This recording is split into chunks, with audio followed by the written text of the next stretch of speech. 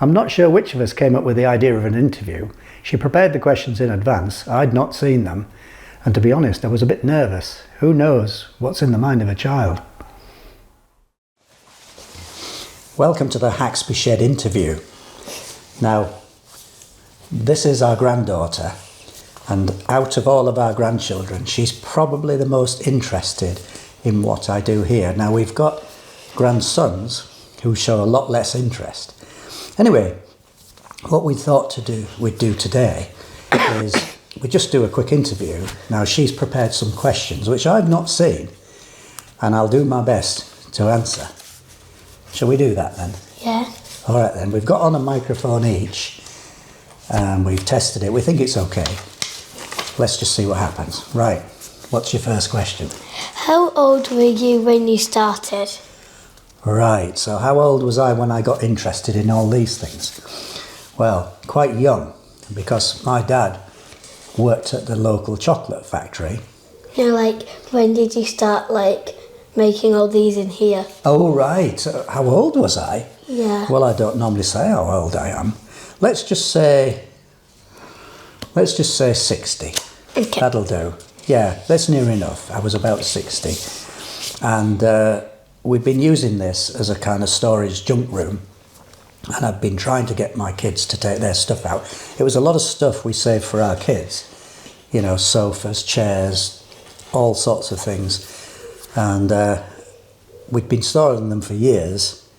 And then I said, look, get all that stuff out of there. And most of it, they didn't even want. They said, oh, well, I don't want all that junk, just throw it away. So then we'd had the dry floors down quite some time ago. And I thought, well, I'm going to turn this into a workshop. So the Haxby Shed video thing came along about a year or so later in COVID. So that's the answer, about 60. Which is your favourite thing you have made so far? Oh, it's usually the things that are a bit unusual. So I'm not a perfectionist. I don't need everything to be perfect. I don't make actually any models. I don't do trains or steam engines or anything like that. I like to repair things and create things which are a bit... You're still looking at me, dear? Mm-hmm. that are a bit unusual. So I got a lot of pleasure making... The viewers won't see it, but I'm going to point to it. This thing here, which was a rotating indexing base for all of my lathe chucks. And so that was... I'd never seen one like that before, and I made it up from a wheel bearing, from a van and a few other bits. And so I got a lot of satisfaction from that. That's the first thing I can think of. There'll be others if I had more time to think about it. But it tends to be the unusual setups and the things that you don't see very often, but it's a bit of an investment that you can use for other jobs. Sorry, that was a long answer, but that's all I can think of straight away. Do you enjoy what you do? Immensely. Yes, a lot. And I enjoy, if you're doing videos like this, like a channel, and if you're working on these machines, it's like having two hobbies. You don't realise that when you start.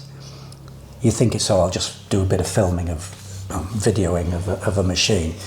But you've got so much to learn about editing, about sound, how sound works, yeah, and all those things. So it's two completely different hobbies, and then you get into the video side of it, and then you've got a lot of comments, and you make a lot of YouTube friends.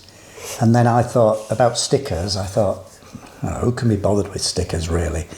But then you realise the stickers build relationships with other channels, and of course then you're swapping addresses and swapping stories. You're emailing other YouTube creators, and you build up these relationships. So it's like having it, as well as the enjoyment of just working on the machines, it's like having a huge group of friends, around the world. So yeah, I love it. I do enjoy it, yes. Short answer is yes, I enjoy it. What inspired you to start what you do? It was a little, right, okay. I was never a teacher, but I always enjoyed presenting things to people.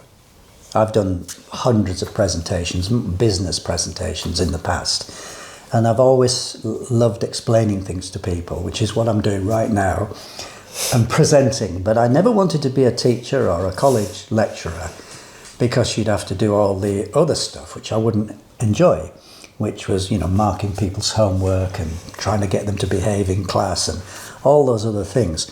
So being a YouTube presenter is just perfect for me, because I can just put it out there, but it's all under my control. I only do the things I like doing. I don't have to put up with misbehaving students, or students who don't care, or students who don't respond. And yeah. What was your question again? The question was, what inspired you to start what you do? So I've always wanted to do something like this, and then COVID came along, and we were all getting bored, and it started. I've stopped now. About a year ago, I stopped, but I used to go to karate class, which I'd done for about 10 years, off and on over the years, and COVID came along, and we couldn't really keep the classes going face to face, so we started doing it online. And I did a little bit of one piece. If you look at my very first video, which was a bit about karate actually, I did that on Facebook, and I thought, well, I could create a channel and I could do this engineering stuff. And it all started from that. So that was the event, really, COVID, that got me started, and then it just kept going. How many followers do you have? Right. About 8,500, something like that. It takes a lot of work to build up followers in this sort of subject. If I had a subject which was interesting to many more people, it would build up much quicker. And I see new channels starting, not workshop channels, other channels. And, you know, they seem to, in no time, they've got like 10,000 followers. Well, it's taken me 4.5 years to get to 8,500, because let's be honest, most people, this isn't a topic that's of interest to a massive range of people. So it does take a long time to build up. So yeah, but I'm very pleased to have 8,500. It amazes me sometimes that I've got so many. Which one would you say your most famous thing you've made so far is? Famous video? Yeah. Do you mean? Yeah. Which video's done the best, do you mean? Right, well here's the paradox. This is the thing. The videos that do best are not the ones in this workshop. They're actually my DIY ones, because many more people are interested in DIY ones. Don't touch that, lovey, because you'll make a noise on it. So actually my most popular videos, two really, which have both got, I think, 200,000 views or more. One of them was putting insulation on the bedroom wall, so that's like a DIY one. And the other one was oiling the lock on a conservatory door. So something like 3 minutes of oiling a lock, which is no more than unscrewing it, taking the lock out, spraying it with lubricant and putting it back on, which I did for my daughter. And that video, I think it's over 200,000 views now. So, and that took no thought or anything. And yet all the ones I really work hard on and think about might get 2,000 or 3,000 views. So that's the answer. It's the DIY ones that do the best. And if you're watching this because you follow the workshop, and then suddenly I put out a video about changing the washer in a toilet cistern, and you think, what's he doing? Well, actually, those videos will be far more popular than anything I do in this workshop. I think it's on my right here, making a 4-jaw chuck fixing on the tailstock of this Harrison lathe is my best workshop video, which probably has about 70,000 views, I think, something like that, which is, yeah, that's by far the biggest one I've made, I think, for views. Which one would you say is your most famous thing you have made? Most famous? Yeah. That's a bit like the one who's got the most views though, isn't it? So, so that sounds like two questions which The are the most same. popular. Yeah, well, it's the ones I just said about oiling the lock and putting the insulation on the bedroom wall. In this room? Well, it is. It's making the chuck that went in there. I don't want to reach it now because I'll make lots of noise and whatever, but yeah, it's the one putting the 4-jaw chuck on the tailstock of this Harrison lathe. That's the best one in this room. Yeah. But I made a large drill sharpener fitting thingy to grind big drills on the bench grinder. Ooh, on the bench grinder. Excuse me while my interviewer picks up her pad. Which I don't need anymore. Now mind you don't bang your head on anything.